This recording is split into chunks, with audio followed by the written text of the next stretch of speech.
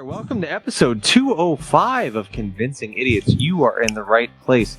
This week, we're discussing all kinds of cool stuff, including having a debate about Star Wars. Some of the properties are failing. We're going to talk about if that we like, we don't like, we'll see. We are also discussing big news in music. Oasis is getting back together. Are you excited? Are we excited? We're going to discuss that and some other bands that maybe we'd like to see get back together. And for our final segment, we are going to be discussing our Mount Rushmore of favorite smoking scenes in all of TV and movies. So stick around. You're going to want to take a nice drag off of this episode. So without further adu, let's start the show. You guys enjoy your whatever that is. All right. Test. Test. Call it again? Convincing Idiots. Convincing Idiots. Called it ham gravy. I informed them that I sided with the stat man, not just anyone's opinion, the stat man Brian Fisher. These kids today. Jingle All the Way is in fact the best Christmas movie of all time. I need to get Grandma a present, and my herpes is flaring up. I got it. Mm-hmm. Yo. I'm the millennial We're Santa. three friends representing three different generations. That's our whole shtick. That's our thing. Mm-hmm. Nick got to hold poop. Mm-hmm. I'm standing in the sea Awesome. breeze, holding a turd, just mightily. I'm just going hitting hats.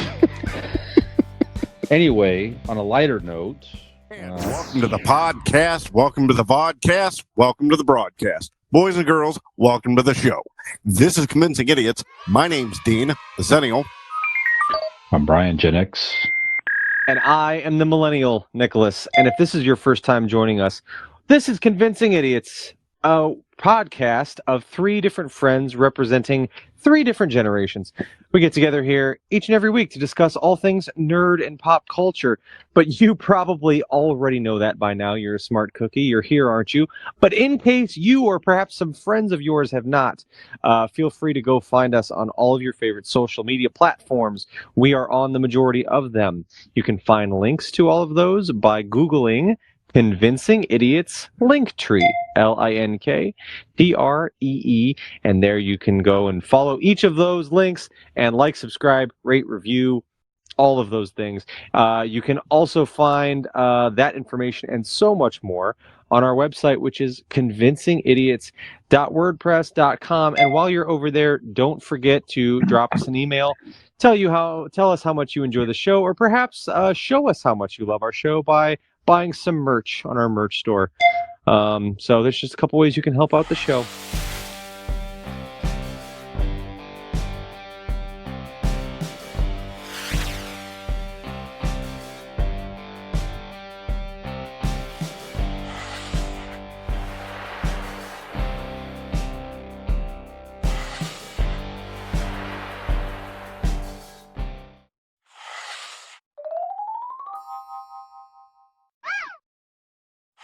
So we are all back together again. This is episode 205 of Convincing Idiots. Brian, what's going on in your world, baby? It is now time where the moving has now come to a head, if you will. So by the time that this airs, yes, that's right. Let the moving commence. That's what's going to be. This will drop on Labor Day, actually Labor Day holiday, and it should be the day we're getting the keys to the new house, Sally and I. And what a great time to put your friends to work. That's right. So she's really doing this, eh? Yeah. She's going to do this. She's going to move in with you. This is Well, happening. Monday ain't here yet. Relax. Well, we do have to sign one more pack of papers, so that'll be. She's all signing with invisible ink. That's right. Yeah. That's it. Yep. But the other afternoon, it's like we can't. This all the She deal never is dead. signed. The ink is just exactly. We'll be signing all the final title papers and everything tomorrow, Friday. We're shooting this on Thursday, so yeah, big moment. But we're excited. Yeah. We're just at this point. We are done living kind of in this limbo with the build up with boxes and things, and just we're ready to get to the new place, get things set up. You're real man. You didn't build like a box fort and just have a party. Oh, box fort would have been cool. Yeah, it would have been. Definitely looking forward to having people over at the new place, though. So yeah, it'll Is there going to be a box for it? be good. Maybe there'll be All enough right. boxes and shit. I'll tell you that. Yeah, Make promises Dean? you can't He's keep. Playing Yeah. in the pile of boxes over in the corner. and the garage does have a nice I played in a loft pile area. of worse. Yeah, Dean, you can hang out up there. It'd be great. I You hope know. so. hmm That's it, man. That's where we are. So, but again, we did it. It's there. It's the final stretch run. So, yeah, it's a very exciting time. Yes, indeed. Yep. So we'll put a box in a truck and drive it over there and get it in the new house. And then it's like, okay, you know what I mean? So, but Been yeah, waiting to that's get in it. your box for years. Yep. That's right. Hasn't been for sale until now. Not now. Well, you need the money now. You got to pay for this new house. That's right. So, Dean, how are you, sir? Oh, fucking great. Yeah, not bad. What have we done, man? We went to see the Fucking Doobie great. Brothers. Yes, last week. We did have a really, really good time, didn't we, Ryan? Yes, we did. What we remember of it? Good time. It was a good. I'm not doing to incriminate others around me. So we all had a good time, and then we had the 12th annual beer tasting party. Brian was unable to attend. Yeah, unfortunately. He was playing with his box. So, but when was that? That wasn't that's last week, was it? Yeah, no, but since we recorded last, Yes. yeah, Did you guys not do one last? Oh, because you went to the Doobie Brothers. That was last Right. week. Okay, yeah. See? Okay. Gotcha. Yep. Come on, man. Yeah, and I won, and with actually the beer that I'm drinking now. I'm having the rest of it now. Nice. Nick, it was good to hang out with you and see you again. Yeah, I didn't do so well. I brought 2 beers, and neither of them placed above like halfway through the lineup. So Well, there's always next year. yeah, You should be used to that saying, being a Dallas Cowboys fan. So Well, that's boy. true. All my Yeah. sports teams do that, actually. Yeah. that's right. Yeah. But no, it was a good time. It was fun time at the beer Yeah. tasting party. Dean actually made it past midnight. That was good. I did. You were I awake did. through the evening. And coherent through the whole thing. Yeah, Wow. actually. Yeah. Yeah. I cleaned up and I was there when everybody left. It was just me and Jeff for, I don't know, a couple hours after. Just bullshitting and stuff. It was a good time. Yeah, Nice. very good. Turning over a new leaf. I'm being responsible. I'm being a responsible, upstanding citizen. Is that correct? Something like that. But I'm going to be something. I'm going to be somebody. Yeah. But yeah, other than that, Doobie Brothers and some beer tasting, kind of getting fired. Yeah. So Nick, what about you? Go ahead. What have you been up to? I Kind don't of know, getting man. fired. Is that what you said? Well, we'll talk off air. Nick, Are go you ahead. sure? Are you serious? Uh-huh. Nick, go Oh, ahead. No. What a weird time to drop that right now. Okay. It's a lot funner that way. Yeah. I'm good. I'm still employed as far as I know, so that's good. God, I'm gonna count my Jesus. blessings there. All right. Yeah. So that's good. Anyway, yeah. Everything's going well. Kids are back to school. All that shit. Good to see you have a job. That's fantastic. Why would you go back to school shopping? Must be nice with all your money and your solid income. Yeah. That's going well. I have a fun story. So I wear a chain around my neck, and it usually has a little pendant Attached to Robin. that sorry. the kids got me. That Robin and the kids got me, and it's this nice little. It's this sweet little dog tag. It's got a etched into it a picture of me and my kids walking as we do take pictures every year at the apple orchard, as you guys know. Nice. And on the back it says "Our Dad, Our Hero," and it's a little memento, and I wear it with me all the time. Well, the night after the beer tasting party, as a matter of fact, John and I went to a concert at the Grog Shop in Cleveland, and it has been quite a while. I'll usually, depending on the show that I go to see, every now and again, I still, at the ripe old age of 36, I like to get in the mosh pit every now and again. For whatever reason, this night I was in there all fucking night long. It was just a good vibe. It was a good time, having a blast. when I get out of the show, actually, it was not till the next morning when I had realized sometimes my dog tag will get caught up on the back of my neck there, so I can feel the weight of it's kind of off, so I'll pull it back around, and it dawned on me that it is fucking gone. My pendant is gone. The chain is here. Obviously, the pendant is gone. So that was a pretty. You're 36 in a mosh pit. This is a surprise to you. that was a pretty rough blow. But just out, just for the hell of it, I know that's where I lost it. It had to have been because sometimes it's fallen off before if I'm doing some rigorous activity or whatever. I'm like, I was in there all night. I know for a fact that that's where it was lost. So if it was whatever. fallen off while taking a shit, you definitely should at least remove it when jumping into a mosh pit. Yeah, I didn't think Just of some that. advice there, Okay, bud. the beers Just some were advice. flowing. Everybody's having a good time. It wasn't. I was not planning life out to that degree at that point. But at that point, did you hear in your head? Did you hear Danny Glover from Lethal Weapon going, "I'm too old for this shit"?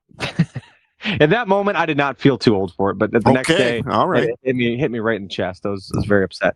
But I called the grog shop, left them voicemails, like, if you guys have a lost and found, whatever. I didn't hear anything, so I don't know. Until 2 days ago, I got a call back from the grog shop. This pleasant young woman calls me and goes, "We very rarely check our messages, but I have your pendant right here, and if you would like, I can mail it back to you if you're comfortable with that." And I'm like, well, Jesus. I thought it was gone forever. She's like, "It's pretty scratched up. I don't know what it was like before or whatever." I'm like, whatever. It just send it back. I didn't think I was ever seeing it again. So it is hopefully en route back to me. So that is pretty cool. So That's shout incredible. out to the grog shop and the wonderful young girl who hooked me up with my necklace pendant again. So I'm looking forward to getting that back. But that was it made my fucking day. All joking aside, I was pretty. I know that it wasn't like, because I thought I lost it one other time. I left it at the hockey rink, and Robin was like, "I'll have another one made. It's really not that big of a deal." But still, it's the fact that it's you should be special. an adult and not keep losing it. It made my day that I'm going to hopefully get it back. Now I just need the mail to come through, and it to actually safely get back. That is pretty awesome. But it is pretty cool. I was pretty pumped about that. So that's my feel-good story for the week.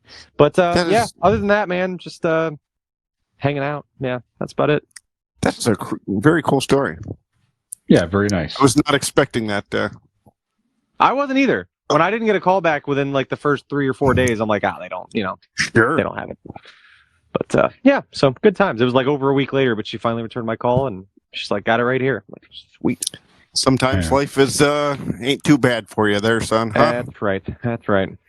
You go ahead and sometimes you get your pennant back, and sometimes you save money with insurance. Sometimes, there you go. Right? Sometimes you do. And if you're going to do that, you're going to go ahead and call Blake Insurance. I tell you, Blake Insurance is an area insurance agency located right here in Barberton, Ohio. I tell you. They provide auto, home, renters, and business insurance. Where did this Midwestern name come from? I don't know, but I'm going to keep going. But I started with this. Oh, gee, golly, I'm going to finish. Man. I'm going to because they have the honesty, decency, and affordability in a little Irish. Get back into it. It's dipping its toe in Ireland a little bit, coming in and out. Okay. Well, there are a lot of people going in and out here, man, because the area insurance is above all else in service. You want to call 234-571-5359 or visit BlakeInsuranceLLC.com for your free 5-minute quote today. And when you do, tell them that the idiots they sent you there. They sent you all the way there. You betcha. Hey, you betcha there, bud. Yeah. I don't know what the fuck that was. All right. Sometimes shit happens. That was one very cultured human, all in one big accent vomit. Yeah, that was a hodgepodge. I tell you, don't you know? Well, Dina, besides watching a master class in accent work and for people who live in northern United States, what else? Have you seen anything else interesting you want to recommend in idiot reviews, sir? No.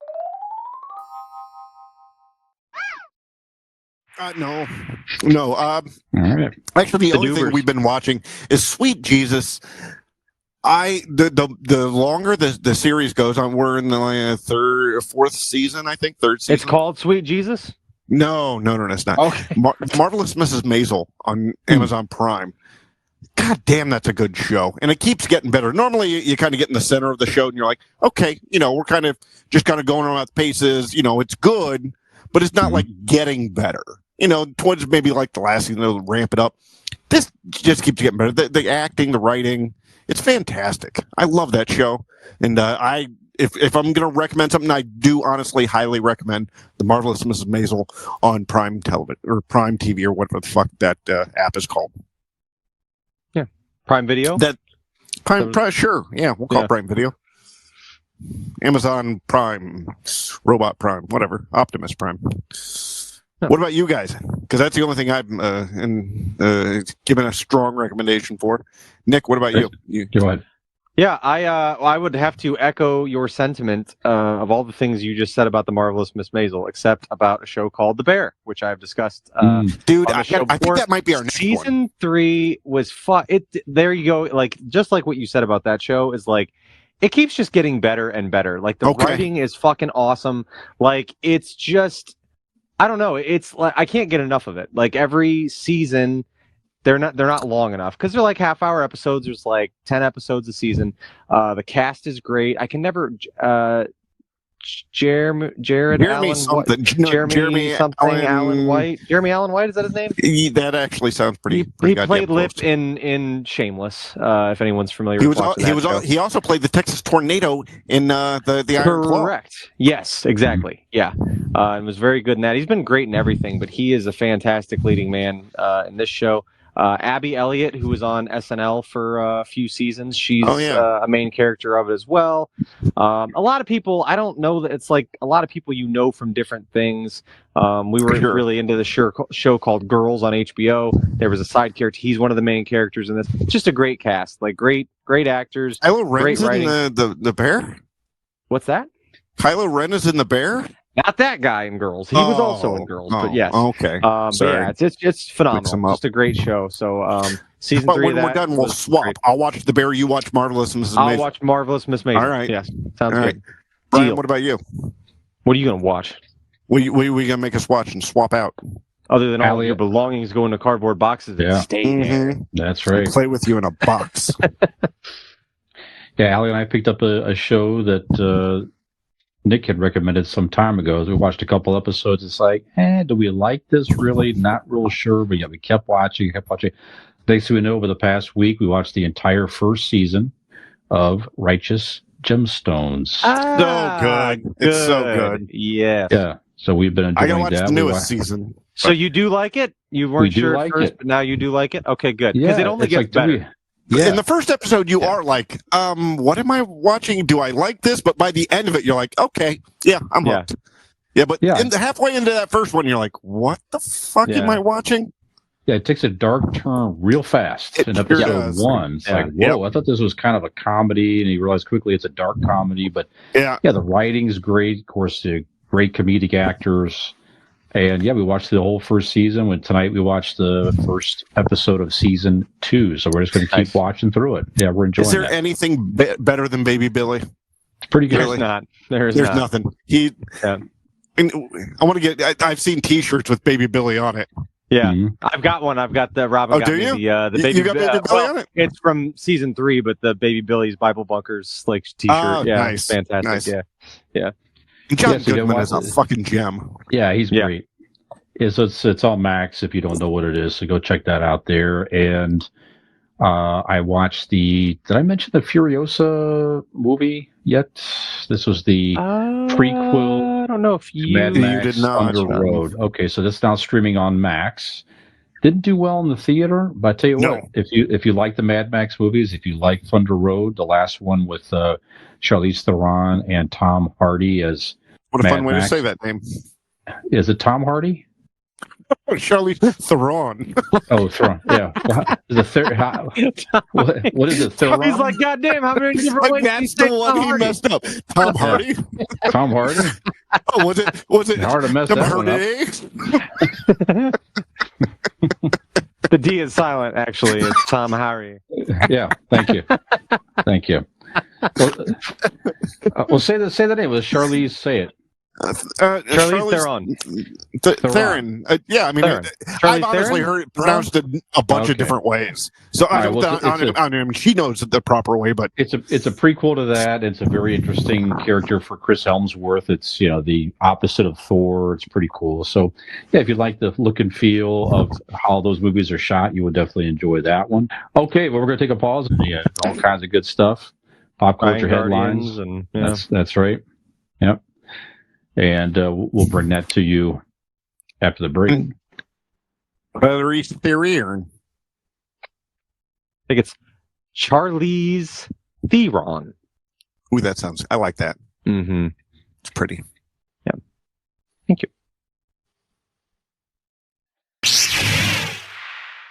Gen X Brian here from the Convincing Idiots podcast. If you're enjoying our show, tell a friend. And if you're not, well, tell two enemies.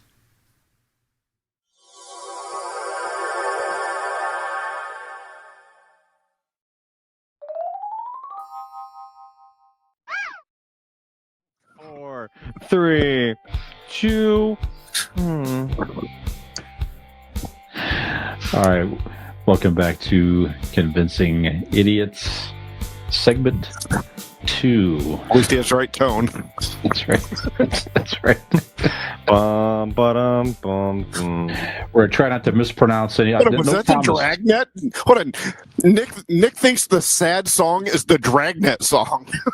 Wah, wah. Bum, bum, bum. Yeah. Yep. I started with what was it in my head? It was the Idiots in the News for anyone in the Northeast Ohio Magic yeah. 106. Idiots in was it? Yeah, idiot Knuckleheads in the News. That's what it was. Knuckleheads in the News. Bum, ba-dum, bum. Yeah, that's the Dragnet song. Bum, ba-dum, bum, bum. Is it? Yeah.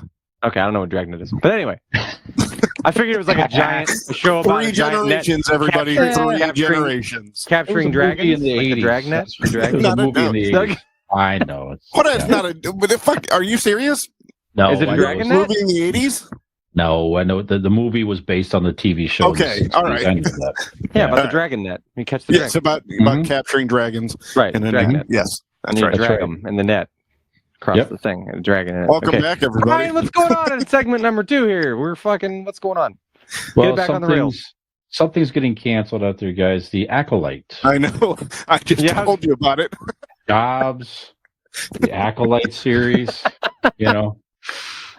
No, but the making Star Wars news, the Acolyte is not coming back for season 2.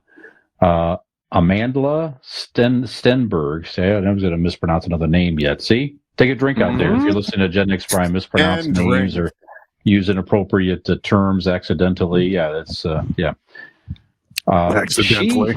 She says that she was not surprised because of all of the, in part, a lot of negative racist commentary and banter on social media. I don't know that it's necessarily because of that.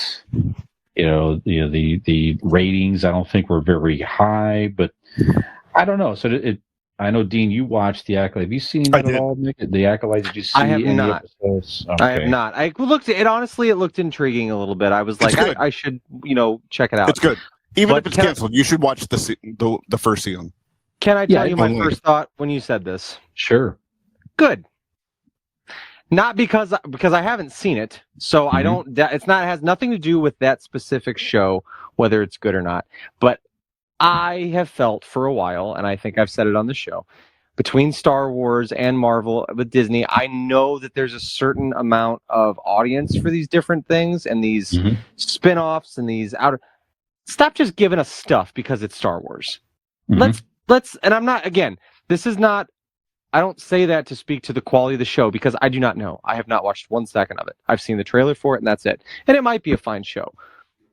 But let's focus on things that storylines and characters we're familiar with. Let's stop. I feel like the further out we venture into these spin-off and side characters and trying just to grab money off of anything that we can by slapping Star Wars or Marvel on it, let's not put shit out and let's wait until there's something that we can go off of, something good off of an anchored character that is known and loved and that we can go off of. Like, I'm not interested in, Andor and I don't have that pull to But watch Andor that. was a pull off of. I know, but it's something too you'd far already away. seen. It involves no one. It involves no one that is a beloved character. from Cassian Star Andor. Wars. Yeah, but he's in one movie and he dies, and it's how it ends. I mean, there's really no reason to care about the character. You already know he is literally an ant on the anthill to get a piece of. You know what I mean? Like he serves a purpose, but he's not anybody to. But important to Star Wars. Andor served a different purpose. Andor served the purpose. It was not about Andor, right? It was not about Cassian Andor. Yes. It was showing you the building of the rebellion. They could have easily called that series Rebel or Rebellion or something like that. Mm-hmm. I don't know why they called it Andor just because he was in it. Maybe it's because, they thought people would be more apt to come back to a character that was in another movie. But that series was about the birth of the rebellion. Yeah. And I think it served its purpose. So I don't think that one's fair for that one. But that is what Star Wars is about. Mm-hmm. That is Star Wars. Yes, that is what Star Wars is about. You're right. But I mean, the building of the Rebel Alliance. That's what A New Hope is. Right. But from grassroots. But it's showing you what Mothra getting Mothra was not in that. I didn't. No, I watched all that first season. I did not see one Mothra. But getting Mon Mothma, getting up to that point of the rebellion and all the real people, higher ups and lower people, and all the different cracks and crevices of people coming together to build this rebel alliance. Yeah, that's what that series conversation in its essence is. There's not a right or wrong. We are representing to you. Like I said, there is an audience, regardless of how, you want to see all that stuff. I don't need cracks and crevices. You're trying to just make me watch Star Wars stuff because it says Star Wars, and that's the way I. No, I'm not. No, not you. I'm saying when they sell Andor and I watched Andor, I'm like, I don't need this. Like, what the fuck is this? Is just getting into minor details that are not inherent to the main story. What I'm looking for, right? That's all I'm saying. Then what are you looking for? Then what are you looking for? I like what I have. I'm good. So unless you think Star Wars should be done. Give me a Darth Maul series, and then we'll talk. But until then, I don't need to see that. Then why? Why Darth Maul? Because the character is your favorite character. He's dying, but he was a character that was in one of the central movies. You could draw off of that. So was Cassian Andor. He was a character off of a spin-off movie of one of the original films. It's just too far out of the radius for me. You want spin-off films, but of the characters you've already seen in the original. I just feel like they're trying to just squeeze every last ounce of any, and then take the remnants of what people loved and then squeeze that, and then you don't think that there's interesting stories that could be told? I'm sure there could be. I guess my thing is I feel like by slapping Star Wars on it, they're trying to sell, and it does not have the same pop. Disney has not given me things other than The Mandalorian season 2 was great. Other than that, so everything that you're describing, everything that you're complaining, everything that you're complaining about Star Wars, but slapping the Star Wars name and then throwing it out there, you've just described 40 years of Kiss albums. You took something that had a name and had relevancy, and then 40 years they're just throwing the Kiss name on it and throwing shit out there. Yeah, but that's still them. That would be the same as it's still Star Wars. If you keep putting out the original Star Wars movies in the theaters and people go see it, that would be that. And then people do that.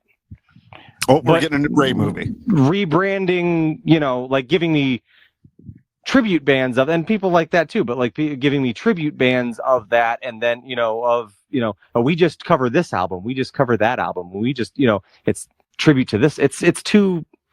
We're getting too far out into the little. I'm just not interested in like much Star Wars that they do anymore, like new stuff. But I don't know. That's just like I said. We're representing two different. That's what I'm saying. Like there are many people like you that are like, give me obviously not enough on this or that or whatever. Keep going. But I mean, it's just I'm like that's kind of how I look at it. Is just kind of like I don't know. Brian, did you watch The Acolyte? Did you like it? Did you like?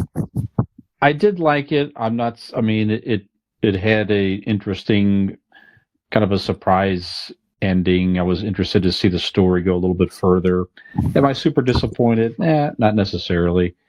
I did read a good article. I was just trying to find it here. I'll have to locate it and reference it on another episode here. But the premise of the article was basically that this guy's opinion was Star Wars should end. I'm a fan, and the reason he said it should end is because everything that they put out there is such full of such people are so ready to hate it. The Star Wars, there's so many. I'm not saying you guys here to say, but there's so many things out there that people are so nitpicky, and the super nerd Star Wars fans. Well, you can't do this, you can't do that. It doesn't tie it properly together. And it's such negativity. There's also a huge. I mean, look at all the negativity from like these uber Star Wars nerd fans on YouTube and such that are complaining about, that aren't shy about complaining about, that there's too many women in Star Wars. There's too many people of color in Star Wars now. There's too many. It's too woke. When did Star Wars get woke? That is a huge complaint. And what's her name? Who did Acolyte, who wrote and directed everything. That was what she was saying, was that all of these people are out there complaining about it, and they were listening, and they kind of won. Yeah. So I hope the incel community and any type of nerd culture is strong. Sure. It's a shame because, well, Nick, are you going to watch it? I would. I'm not. Yeah, I would like to watch. Well, because there's one reason. I mean, fuck it, I'll spoil it. It's got canceled. It's a brief thing. Darth Plagueis makes an appearance. Oh, cool. Okay. That is the one part that I'm like, that's why I want a season 2, because it was a quick cameo, him in the shadows, looking at other characters, and you're like, fuck, the first time you get to see Darth Plagueis on film, right? Yeah. That's huge, because Plagueis plays a big part, canon, non-canon, legends, whatever you want to call it, and also, he tells the story, is sitting with Anakin, telling about the rise and fall of Darth Plagueis type shit, right? And then you get to see him, and then now it's gone. Should they Should they stop making Star Wars in the sense of because it generates obviously it does still create joy with us and a lot of people. The fight scenes in that show was fucking awesome. Not interested in the storyline. That's fine. You don't have to watch it. That's okay. But we're not gonna hate on everything they put out. I haven't watched every Star Wars thing either. I didn't watch the animated Stormtrooper, the Bad Batch, and stuff like that.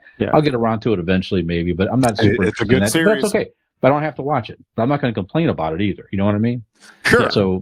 So should they just stop making it because of all the hate, or should they just it's just inevitable? You're going to have the super nerds nitpick at that type of stuff. It's going to happen, and just keep looking for creative storylines. So. What do you think? They take it away from everybody because you got a little bit of hate, or should they? Go ahead. You two can take a drink, jerk off, whatever. I'm talking to Kathleen Kennedy right now. She's an avid listener, by the way. Yes, she is. Kathleen Kennedy, just me and you. Nobody else. Nobody's listening. Nobody's watching. Just you and me.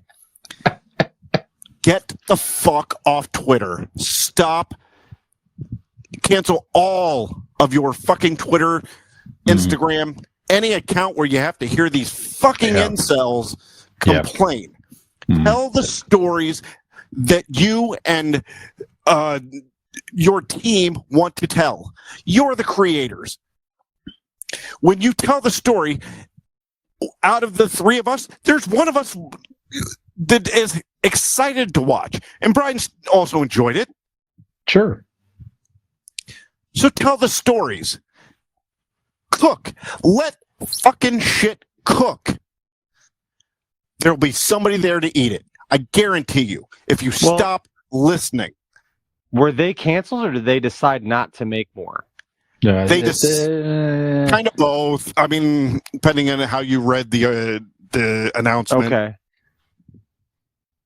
Yeah. I mean, by saying we're not making season 2, you're canceled.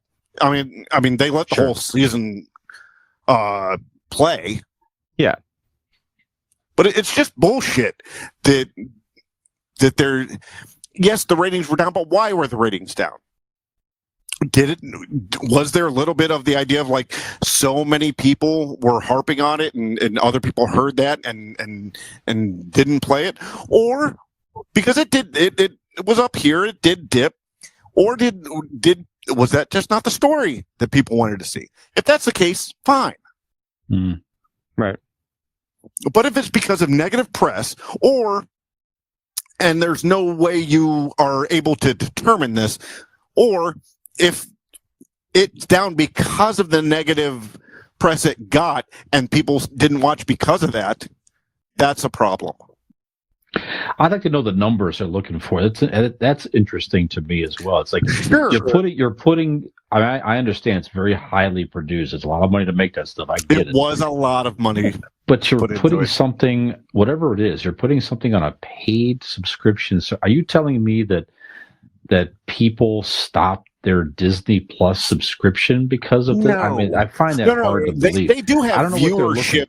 Sure. Like they are able to see who watched and for how many minutes. I mean, come on, it's computers. They know when people watched, how long they watched. They have all those numbers. Man, I'd like to know the analytics. I don't think the analytics are based on subscriptions. I don't think that it's like, oh, we got 58 million views or streams. Yeah, I think it's all views and streams. Yeah, and it's not even like podcasts here. If you listen to us for 5 minutes or a minute, that's count as a listen, correct? Mm-hmm. Mm-hmm. Yeah. Yeah.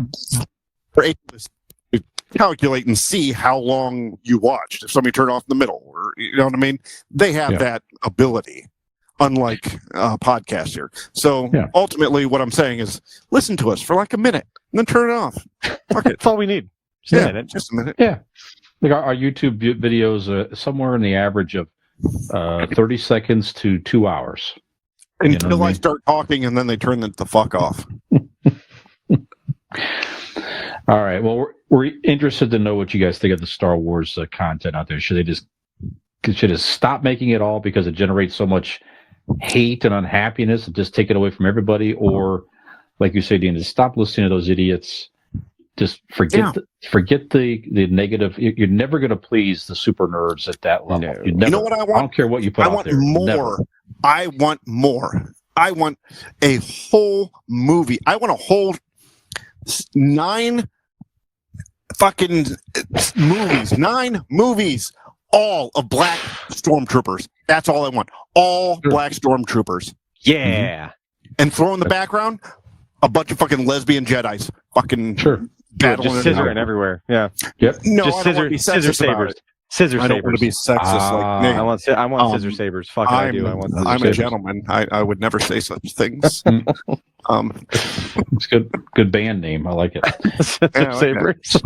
Speaking of bands, making pop culture news, reuniting for the first time in 15 years. And it feels so good. That's right. Oasis. British band. They called it quits in 2009. Brothers feuding and so forth. I know some of their stuff, maybe a little bit. Yeah, go ahead. Alex, what is something nobody was asking for? Did I get it right? I don't know. That's like okay. Jesus. That's okay. Fuck, so that's man. this is getting into our idiot question of the week here. Go ahead, so Brian. just first of all, are you interested in this at all? And whether you are or not, I want to hear a band or two that you are interested in, whose members have to be living. We've already done this question before. It doesn't matter. I don't care. Okay. That you would like to see reunite. So, Nick, why don't we start with you? Are you interested in Oasis? All the time. And We who don't else? know. Who else do you want to see? So the Oasis thing, the reason I said that is because like it is all over every single timeline of every single social media, and everyone's losing their goddamn minds about Oasis getting back together. And I'm happy for them. I am. I have never understood what the big deal of Oasis is. I actually think they're one of the most overrated '90s bands fucking ever. A couple Personally, good songs. that is just Couple my good thing. songs. Everybody loves Wonderwall, except I think it's fucking moronic. It means nothing. I don't understand the song. I never have. I think it's stupid. But I mean, their music's not bad. Okay, let me just preface this. I don't hate Oasis. It's nothing like that. I just feel like they are super overhyped. I don't really get it, but a lot of people love them, and I'm super fucking stoked that they're getting back together. For the people that are happy for it, that's awesome. Many of the bands that I have loved have gotten back together, and it's been great, and all that good shit. So, like, happy for them. Personally, Oasis, to me, don't get it. Never a fan, really, but not terrible. But one band that I would like to see get back together, Brian, and I know that you will echo this sentiment. This band is still very much together, but they are missing the one main piece that we all need. They spent many years together, but it would be Queensryche The for me. original The members of Kiss. the voice of Jeff Tate Yes. with Queensryche. Now I know Queensryche has a fantastic lead singer, but I'm sorry, and to obviously echo Dean there.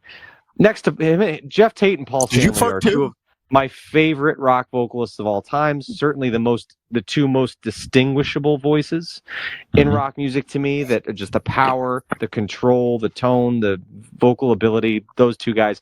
But Jeff Tate, I would love nothing more than to see Jeff Tate get back with Queensryche.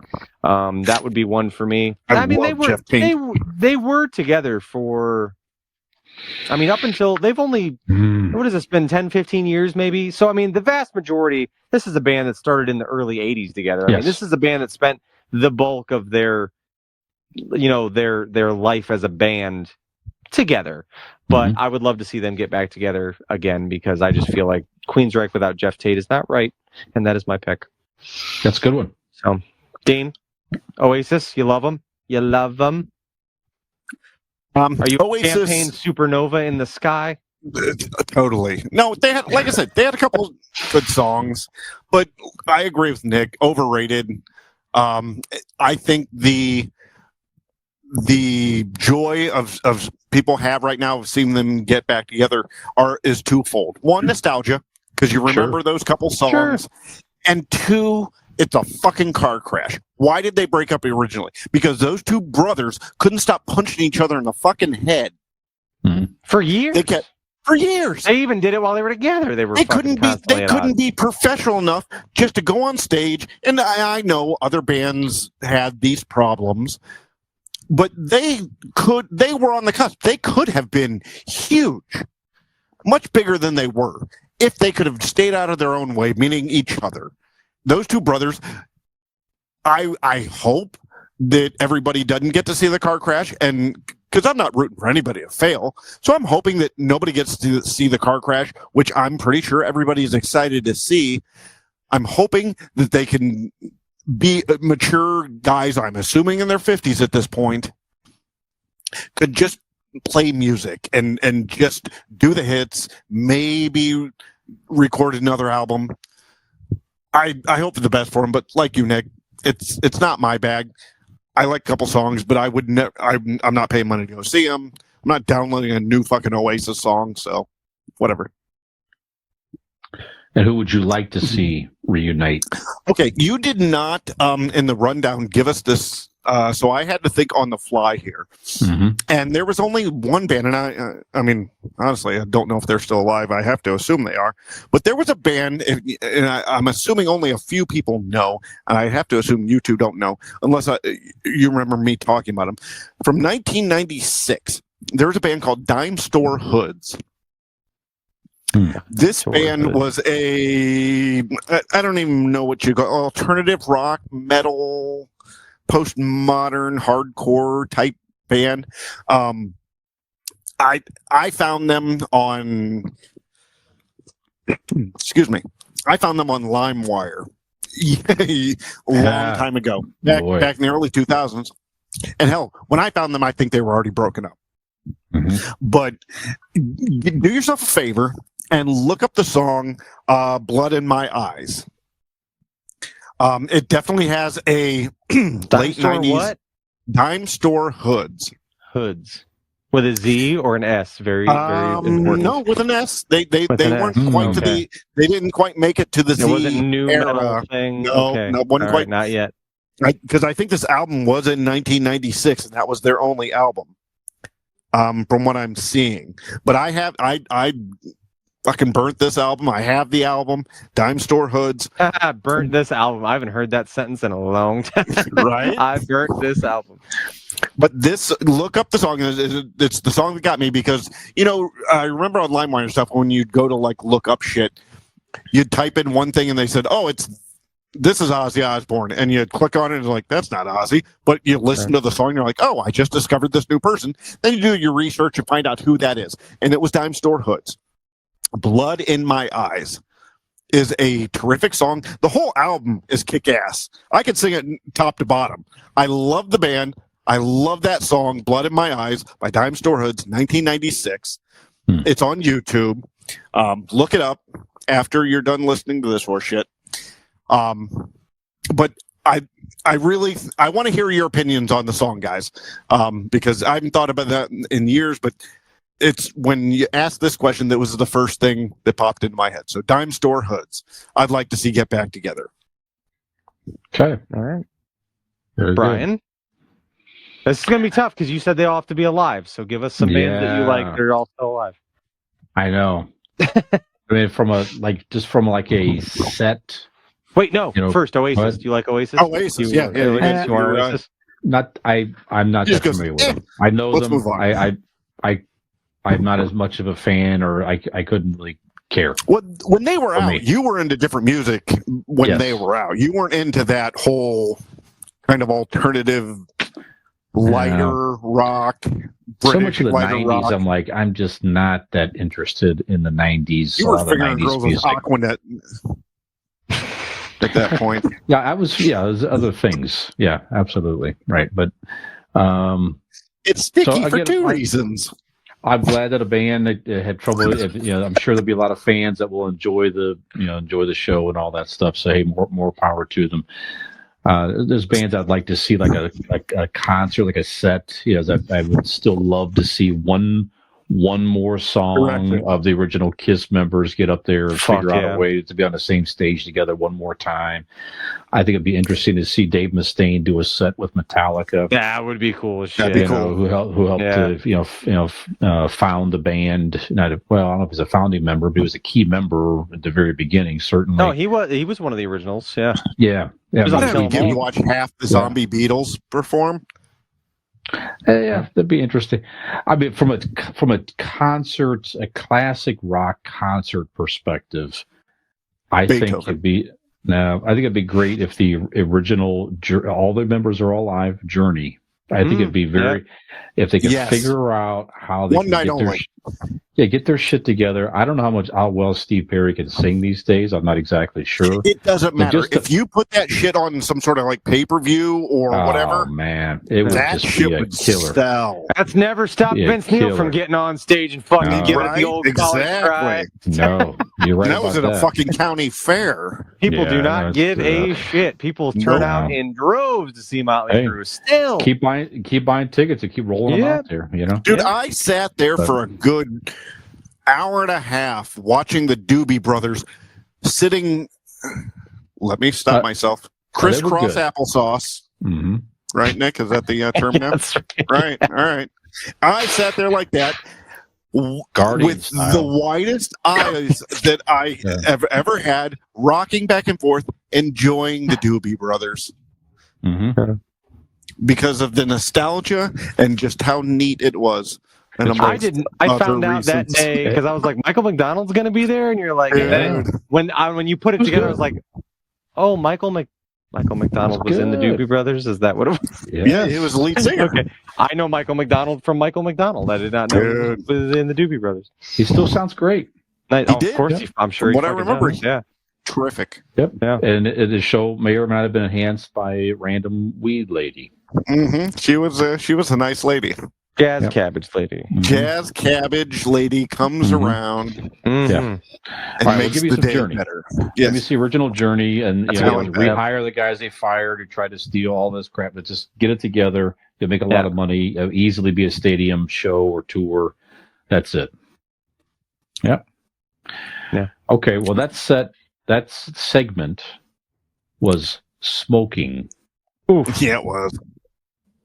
And speaking of smoking, we're going to talk more about that The Mask in the our next third segment. And we promised to be blunt about it. Mm. Mm-hmm.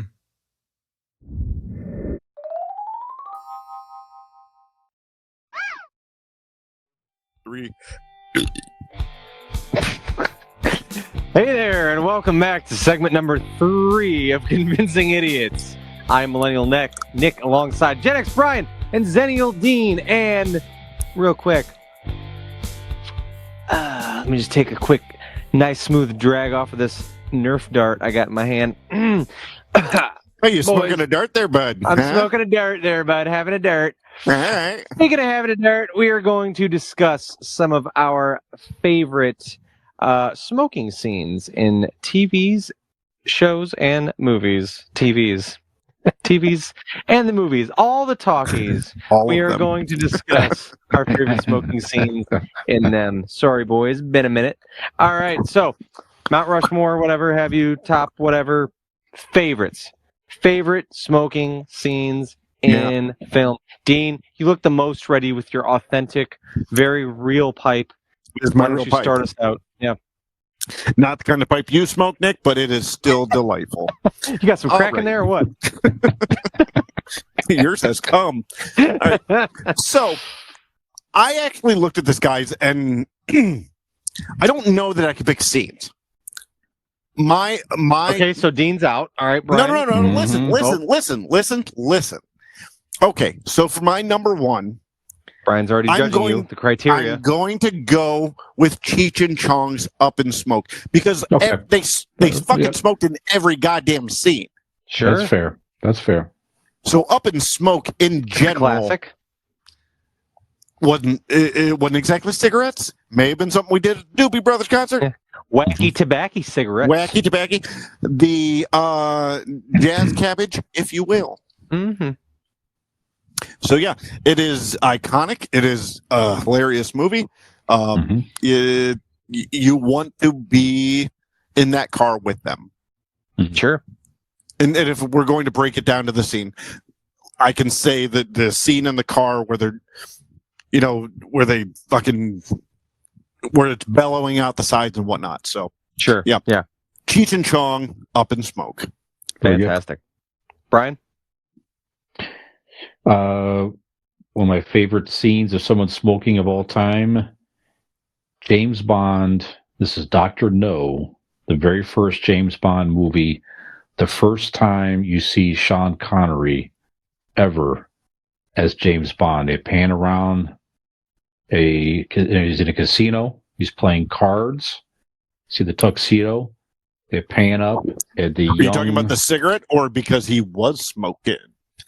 well, you know what? It's probably a little bit of both. But it's the young, handsome Sean Connery with a cigarette, and first time he utters the phrase, he introduces himself, Bond, James Bond. He has that James cigarette. Bond. One of the coolest movie scenes in history, in my opinion. So the cigarette has kind of added that extra little bit of coolness to it. And So if there you go. and if you look at the time frame in the movie and the age of Brian, you did that in the mirror with a candy cigarette. The old candy cigarettes where they put the powder on it, where like they would actually puff out there. Young Brian did that scene, didn't he? I definitely did have the candy and the bubblegum cigarettes as well. Now, the bubblegum ones had the powder that you puff it and it would puff out. So all Okay. those kids did that for sure. Yep. Very I cool. also remember bubblegum cigars as well. You thought you were cool with a Fisher. bubblegum Brian cigar. Fisher. That's right. That's right. Dropper, panty dropper. Mm. That's right. I don't need a fucking shirt that says that. I don't know what life is. Nick, how about you? So I am going to start with one of my favorite smokers in all of film. Like Dean's, might not have been tobacco in there. It definitely wasn't. Would be Jeff Bridges in The Big Lebowski. My favorite scene is, well, he is sitting in the bathtub. He has a roach and a pair of tweezers. And he is smoking the dude is smoking that last little bit of that roach, hitting that. It's getting real hot, getting real close to it there. That is one of my favorite scenes. Just fucking hilarious. Like it's so funny of like how like that's just encapsulates who he is, you know, in his little fucking apartment in his bathtub, and he's fucking smoking every little last bit of that roach. He's got tweezers because it's too small to touch. So fucking good. So the Big Lebowski scene of him smoking is all mine. Is what it's called. Yeah. And the answer machine, he gets the message of, "We've recovered your car." He's just like, "Far out, man. Yeah. Far out. Far out. Far out." Very good. Yeah. Dean? All right. Oddly enough, I'm going to stick with the Big Lebowski. Mm-hmm. Because as good as that scene is, the fucking scene where he's in the car and he drops when he's smoking the roach and he dropped in his pants and he ends up hitting the fucking dumpster because of it. Yep, that's a good one. Come on. Just where he's like fucking hitting his own dick and just because he don't know where it's at. Yeah. And just also the comedy, the comedic aspect of it is that it's so small, it's not going to burn him, but like he's freaking out. high. Yeah. He's freaking out that it's going to like burn everything down. He's just freaking out and he hits the dumpster. That to me, that scene is fucking gold. I can probably count barely on one hand this week how many times I've been freaked out by something catching fire because I've been high and worried about like whether or not it's out. Yep. So I can relate. Yeah. Yep. Yeah. Brian, what do you got?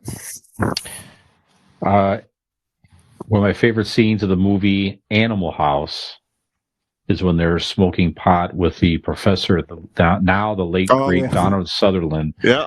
Yeah, in the professor's home, and Pinto, the character Pinto, it's his first time smoking weed. Just a whole thing around it. So everybody else has done it before, clearly, and he's nervous, doesn't know what to do. And it kind of harkens you back if you've ever smoked before, like the first time you've done it, you don't know what you're doing, whatever it was. And they played that scene perfectly. He's like, "I won't go schizo, will I?" It's a distinct possibility. And it's just shot perfectly. He reaches his hand out and grabs it. Yeah. And he takes it and he's like, "Is this right?" And he covers his hand. He keeps the smoke in his mouth. It's just the whole thing is just a great, great, funny scene. There you go. That scene from Animal House. Absolutely. Perfect. Yeah. Nice. Nikolai? All right. I'm gonna use my Arnold free space here. There you go. So there are many Arnold smoking scenes. Most of his movies he is smoking a stogie in. So, which was by his own design. But none cooler than in Predator.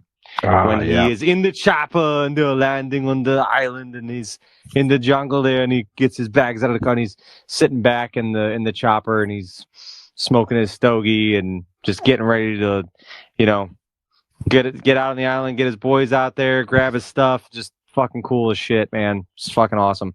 But yeah, Arnold smokes in. I was like almost all of them, I think. Yeah. That's right. And he worked that in. I think it was I was reading his autobiography, and he was talking about how he's just always had the love for smoking the cigars and stuff, and he found a way to work it into most of his movies, and it's just worked for him. It's kind of become synonymous with him, and even in politics. He had the Pretty cigar good. tent where he would schmooze up people and stuff like that. And they would go down to the cigar. He had a tent down below his office where people would go in the cigar tent. They'd open up the humidor and have a cigar, and it kind of becomes synonymous with him. But the Predator one, this Predator scene specifically, is my Arnold pick. Have you guys ever been to a cigar shop, like a proper cigar shop or a cigar club? I guess they're called. There's one in Akron. I had to go do a sales call there, and dude, I'm a smoker. I smoke cigarettes. I love cigars. I have a fucking pipe, but I walked into there. Fuck, that's a different breed there. Like, it's just a cloud of smoke, and these guys sitting in lazy boys, like, and there's ESPN or whatever on the TV, and they are just. You stink. You're in there 2 minutes and you stink of. And again, it's. I love the smell of cigars, so it's not that bad. But it's a little overwhelming after a while. Yeah.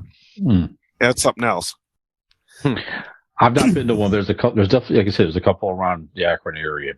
Right by the pipe rack, actually. I was going to say the pipe rack has a nice humidor in there in the back that you can fit in there. Yeah, and then like they've got the leather couches and stuff, the magazines. It's very cool. I mean, it's it's not like what you're describing, not quite that caliber, but it's a cool place to hang out. Yeah, Nick, maybe we should do that tomorrow in a hot tub. What do you say? Yeah, there we go. That'd be all cool. Right. Yeah, I like that. With some whiskey, maybe. Ooh, I like that idea. Yeah. You're pretty smart. We should tell someone with a hot tub about it. Maybe we'll get a thing together. We'll see what we can do. All right. My next step, Jesus Christ. Number 3 on my list. Number 3 of 12. No, what are we doing? 5 here. Number 3. Number 3. 12 steps of something else. Sorry, go ahead. I know I probably need those too. But number 3 is when you think Star Wars, you probably don't think people smoking.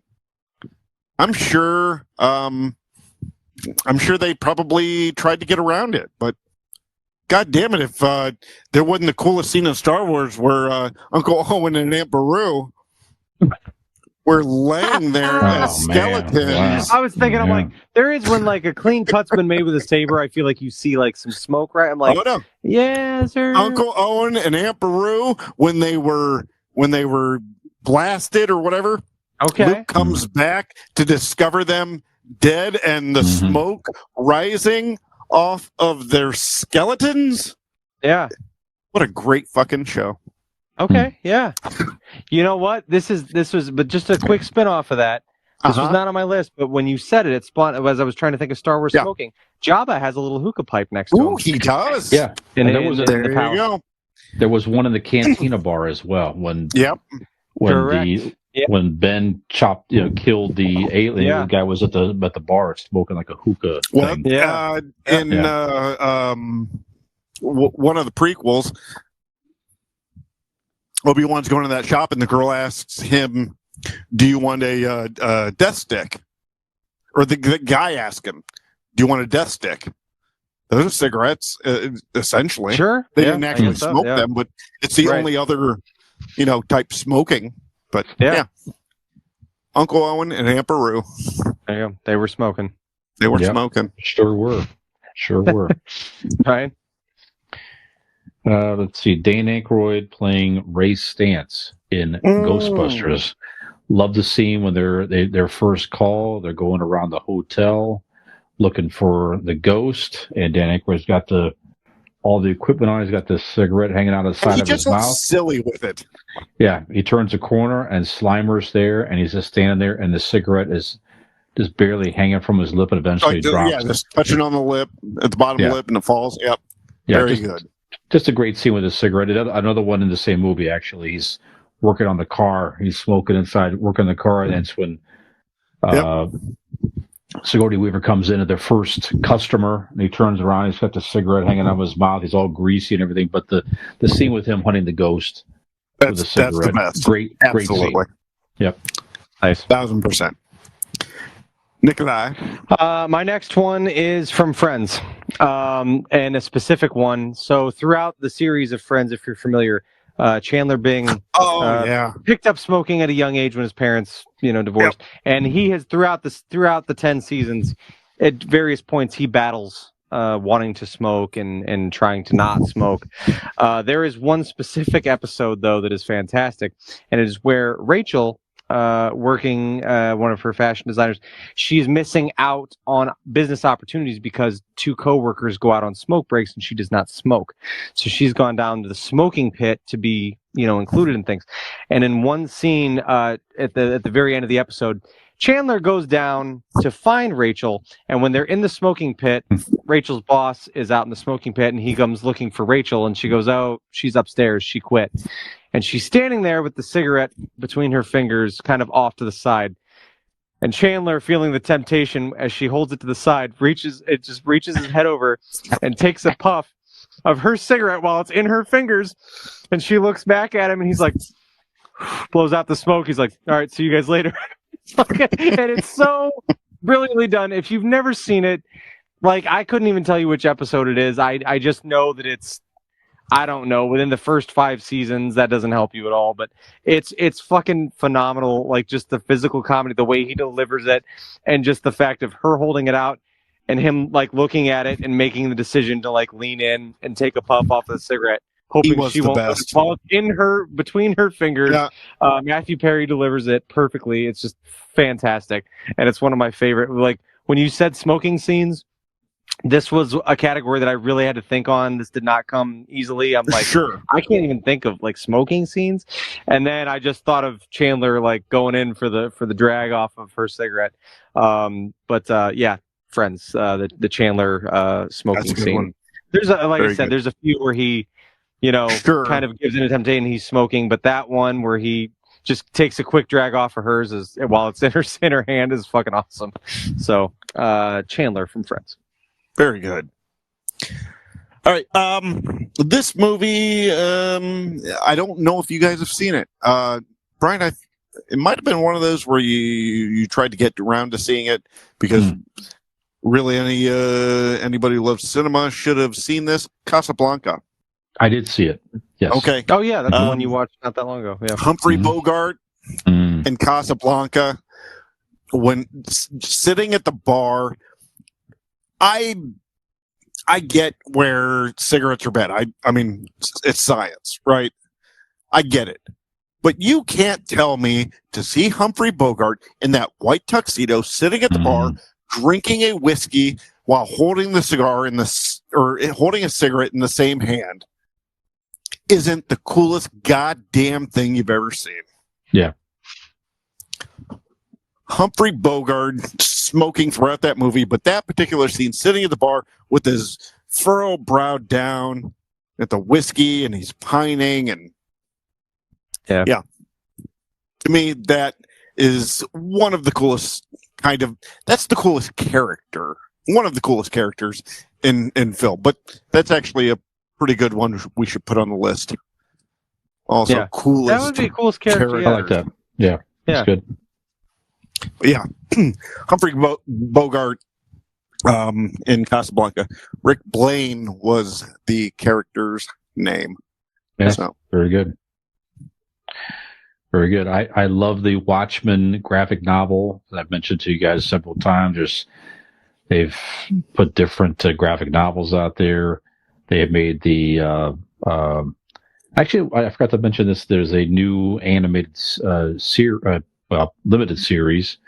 It's like 2 movies parts that's based off the graphic novel that just dropped on Amazon. You have to rent it or buy it. I bought the first part. It's an hour and a half, and the second part comes out. Not exactly sure when, which is basically an accurate depiction of that graphic novel. However, in the live action movie, they made it 2009. Jeffrey Dean Morgan, who I enjoy as an actor. Fucking cool. Yeah, he absolutely. When he's on screen, he's fucking cool. Absolutely. So he played a one of the characters in the movie called the Comedian. He's just a real, asshole type character. But there was a scene where the character is depicted in Vietnam, walking through the fields with a flamethrower and just burning the shit out of whatever in front of him. But he has a cigar in his mouth. At one scene, he turns, it lights the cigar with the flamethrower, and it's lit, and he just keeps walking with that scene. It's a dark scene. He's a dark character, but just the fact that he lit the cigar with the flamethrower, pretty cool look with him as the comedian. There you go. Nice. Good one. Mm-hmm.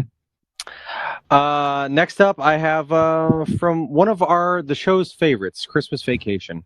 I love the scene when Beverly D'Angelo's character Ellen is standing in the kitchen smoking a cigarette.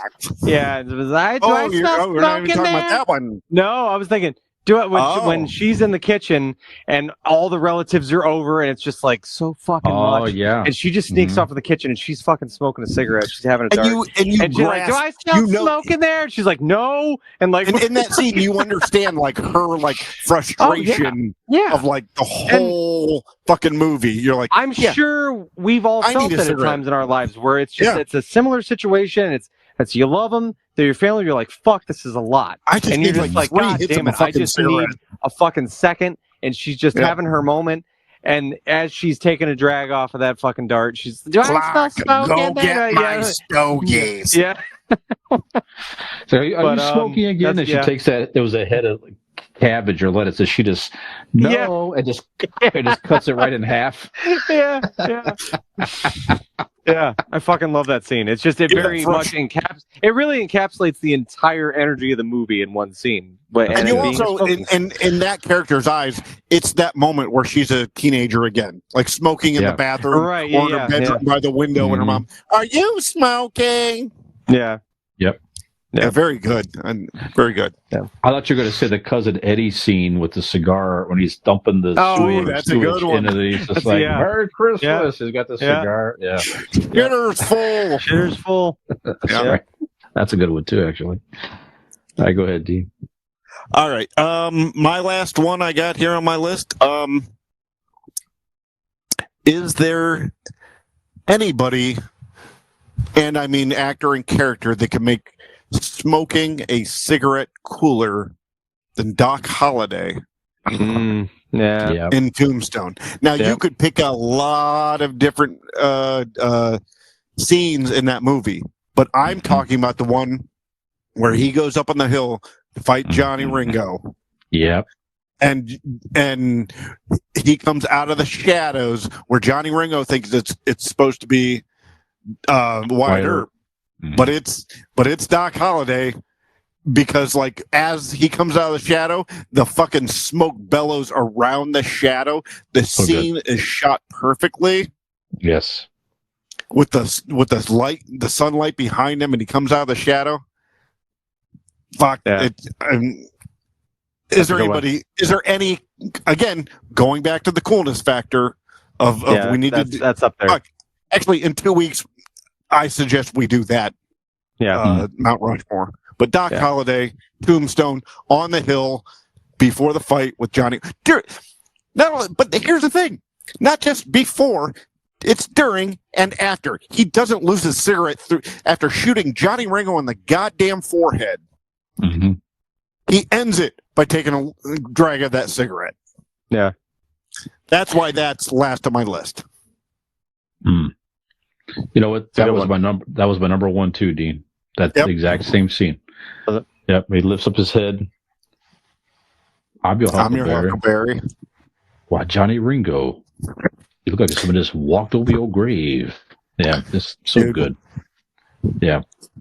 I need to watch that movie again. It's been a few months. I need to see it again. Yeah, a few months. For sure. Dude, that is my favorite movie. Like when you break it down to it, that is my favorite fucking movie. It's one of those where if it's on TNT or whatever, I'm stopping to watch it. Commercials and all. I own it on DVD. I fucking love that movie. So great. So good. Yeah. Great. I mean, Carter watched it at 12. He didn't find it as captivating as I did. But probably not. Fucking love it. Yeah.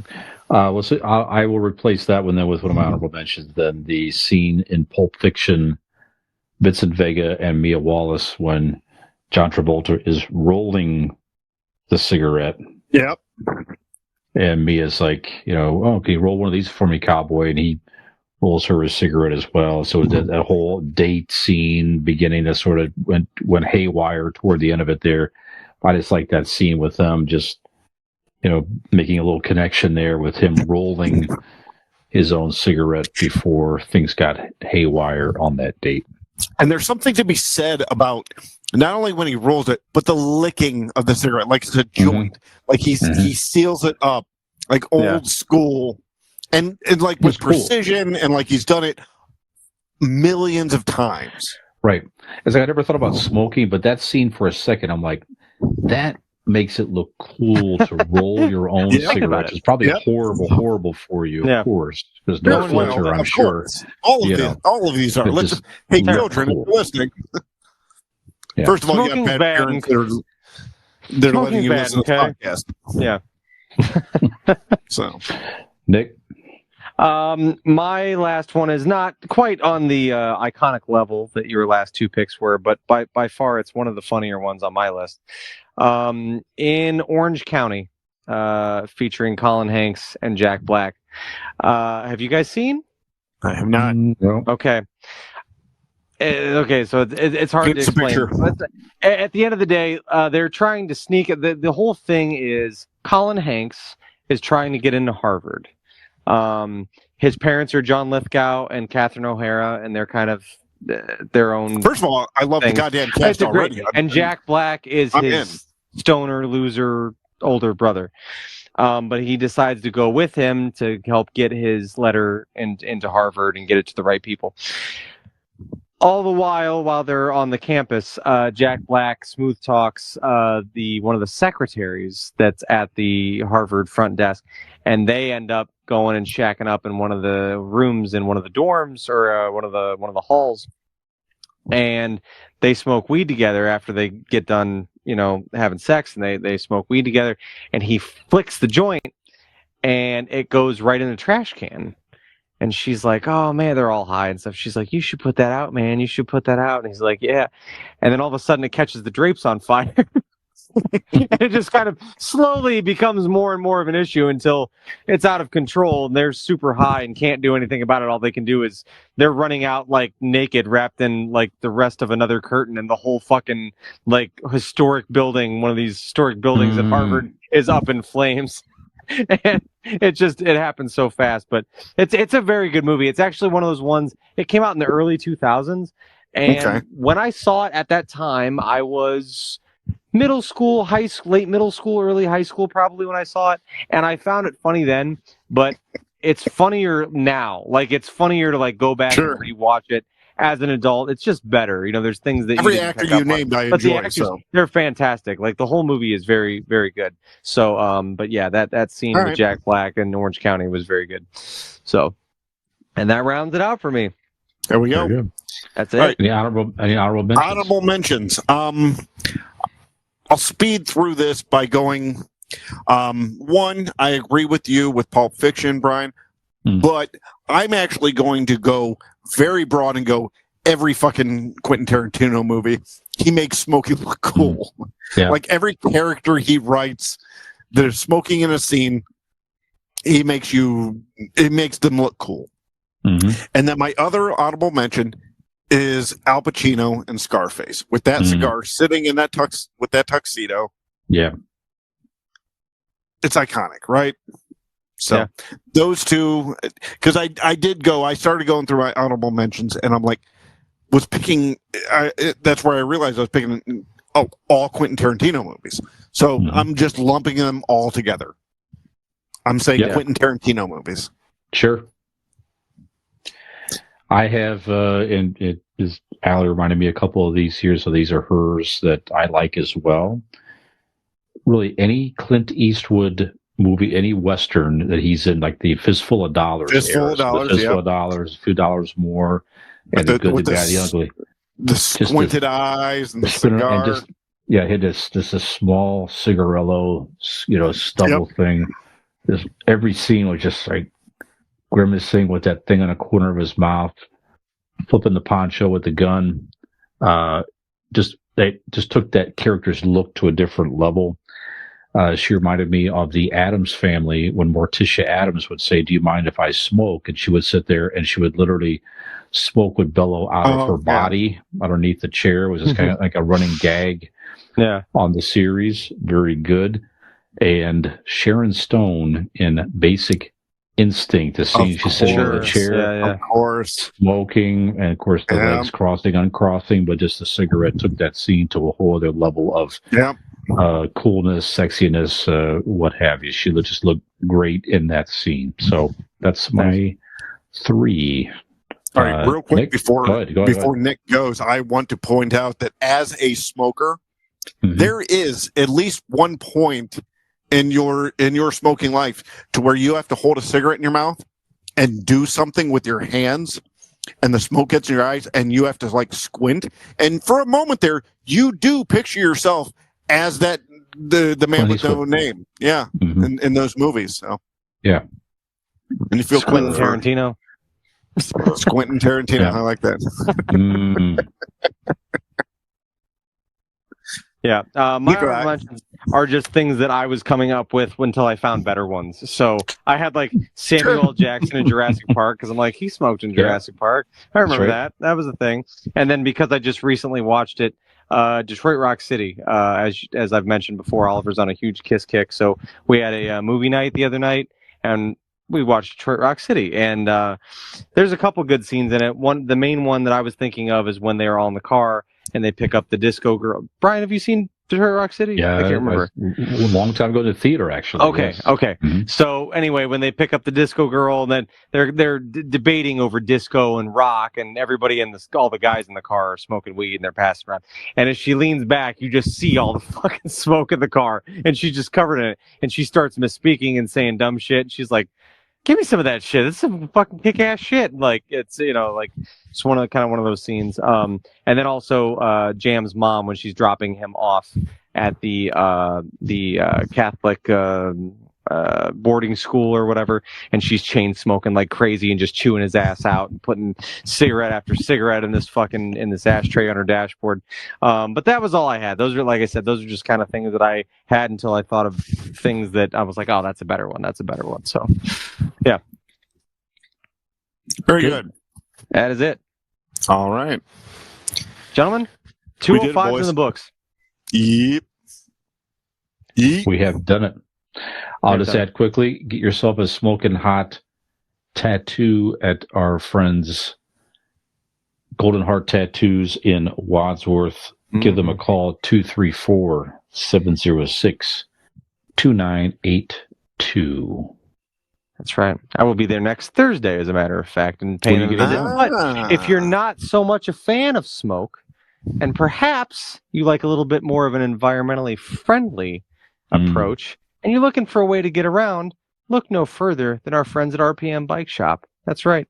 You can find them located in Carrollton, Ohio, not so far from here. They're on Facebook at RPM Bike Shop, or their website, rpmbikeshop.com, or give them a call, 330-808-7792 today. There's all the sponsors. Sponsors are taken care of.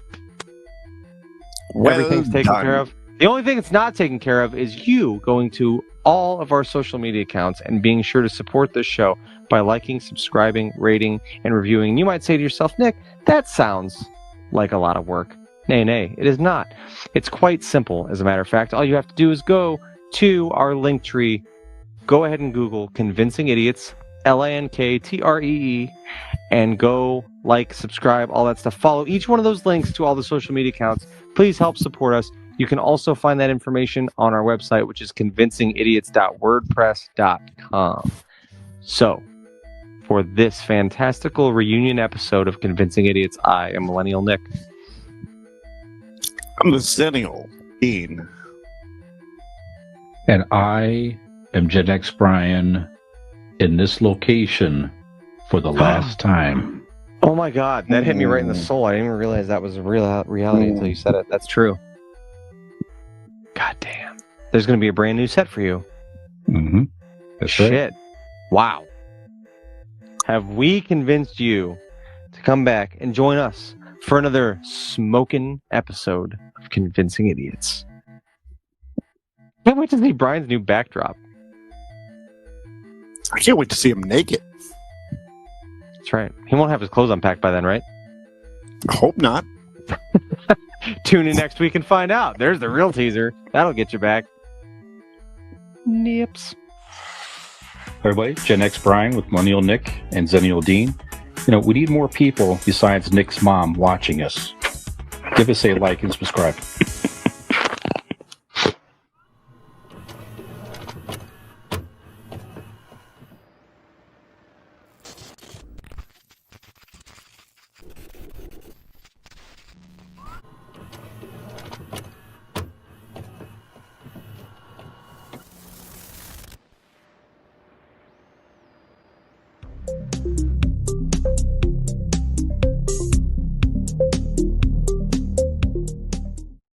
Ham grape.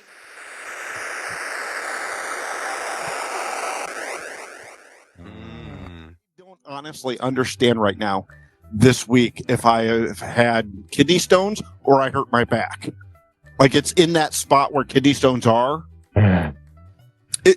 But Brian, it's from the fall. Remember when I slipped on that blanket? Yeah. Yeah. Remember that old lady's Afghan that it was laying out on the No, we had concert?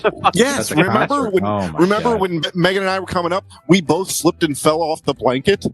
I saved my beer. That. She did not. Well, we I were didn't see that. all of us were. No, you were sitting there, Brian. You were way high. Same as the $15 rest of beer us. gone. I saved mine. Megan's was gone, and then she fell, and then fell asleep where she landed. She does not remember seeing the Doobie Brothers. No, I imagine that. She slept there? That. Dude, she doesn't just smoke. passed out? So yeah, Yeah, 'cause she when was that girl out. came over, it was me, Brian, Megan, and Mike. Mm-hmm. She was middle aged. Hell, not even middle aged. She was probably younger than me. She was 48. She had told us. What? Oh, that's right. That's right. We had And to she guess had a her big age. Younger than you. She had a big Mm-hmm. old fucking blunt, and just we all passed it around way more Yep. than we should have. Yeah. Mm-hmm. I got lost. I had to go pee, and I went up, and this was completely dark. I went You up. got lost. Well, I didn't get lost, but I went up to go pee, and I turned, like, when I was done, I came back. I have an idea of where we would be, so I just stood there and like, well, I guess I'll stand here until the concert's over, and then Yeah. they'll They'll find find me. out. No. But luckily, within like 45 minutes, Megan and her mom comes up to go pee, and I'm like, oh, good. And they led me back to the place. That's how I got for a minute at the Hootie and the Blowfish concert. We ran into Megan, Me Gwen, too. and Josh had his fucking weed, and I was like, "Whoa, dude, that's like something different than what I smoke." And I was like sitting there for a minute, and I'm like, "Shit, we have to figure this out." Dude, when I was talking about on This the, shit is it. when I was talking about earlier, when I was sitting Indian style, rocking back and forth, Megan was sleeping like next to my knee, and I just I don't honestly have no clue how long that lasted, but I just remember rocking, smiling, bopping up and down like a child to the music, loving it. I was just having the greatest time by myself in a fucking zone. It was amazing. It was a great time. Yeah. And I'm just like, it seemed like an hour, but I have no clue how long it was. Before I know it, the fucking encore happened, and I'm like, it was done. I'm like, what's next? And everybody starts getting up. I'm like, oh, I guess it's done. What is a Okay. song by the Doobie Brothers that like is popular? What would I know? What China Grove. China Grove. Sing it. How does it go? Is that the one? Is that like the big popular one? That was the finale, right? I probably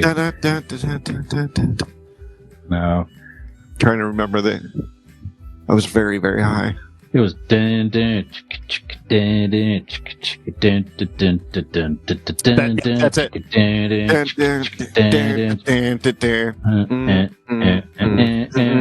China Grove. Yeah. I don't But know. you would know many of their songs. Okay, It's I'll one of those look bands. them up It's on one of those Apple Music. bands. Because it's Yeah, like for sure. I know the name of them, but I'm like I don't. That's how it was for the Grateful Dead for a long time. I was like, everyone knows Sure. who the fuck Grateful Dead is, but I'm like, I don't know what the fuck they sing. And then I looked them up, and I was like, this is not what I thought it was. Like musically, it was like the first time I heard Ghost, and I was like, based on how it was packaged to me and advertised, the sound musically was like, this is not what I thought the Grateful Dead was.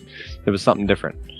Doobie Brothers is one of those that you're going to hear and go, oh yeah, I know that song. I think the that Doobie one? Brothers. Okay, yeah. The Doobie Brothers probably sound like what the Grateful Dead sound like, but not what I was expecting from the Grateful Dead. No. There's no psychedelic. This is more like Classic 70s rock. Chicago style. Yeah. Okay. Because, Yep. whatever. Well, I'm sorry, I'm rambling on. But, That's yeah, okay. Grateful Dead. I was expecting something because of this, but I was like, this sounds like folky, like poppy, classic rock. It's not it's not what I quite the thought it same. was at all, you know? Hmm. But, okay.